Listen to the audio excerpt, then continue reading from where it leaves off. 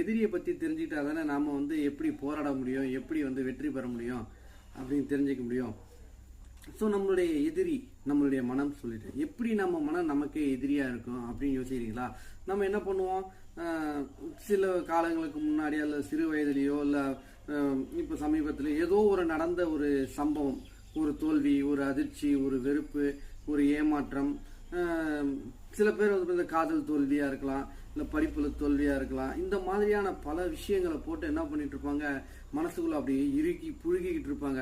சரி, எனக்கு அது கிடைச்சிருந்தா நான் இவ்வளோ பெரிய ஆளாயிட்டு இருப்பேனே, அந்த வாய்ப்பு நான் தவற விட்டுட்டேன், இந்த வாய்ப்பு நான் மிஸ் பண்ணிட்டேனே, அது இருந்தால் நான் அப்படியே உலகத்தையே மாற்றிருப்பேன், என்னோட வாழ்க்கையே இப்படியோ போயிருக்கோம் அப்படின்னு நடந்து முடிந்த ஒரு விஷயம், நடந்து முடிந்த ஒரு சம்பவத்துக்காக பல நாட்கள் பல காலங்கள் வந்து அப்படியே மனசுக்குள்ள இறுகி போயிட்டு கஷ்டப்பட்டு. ஏன்னா அது ஒண்ணுதான் வாய்ப்புன்ற மாதிரி, அது இல்லைன்னா எதுவுமே இல்லை, வாழ்க்கையே முடிஞ்சு போயிட்டு